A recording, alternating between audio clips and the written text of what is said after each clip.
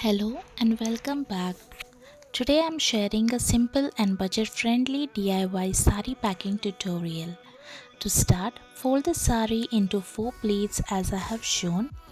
This technique holds good, so I'm making use of this technique. You can also preferably use some other techniques whichever you are good with. Then next, add your chosen accessories. I have used a clip, sari pin and bangles. You can also include a small gift. Wrap the sari securely with a transparent sheet using cello tape to hold it in the place.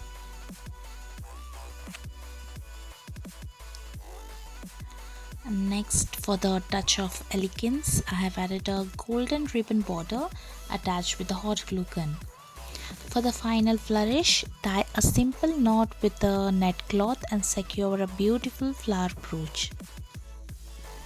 So this affordable and stylish sari wrapping idea is perfect for ring ceremonies, gifting or special occasion.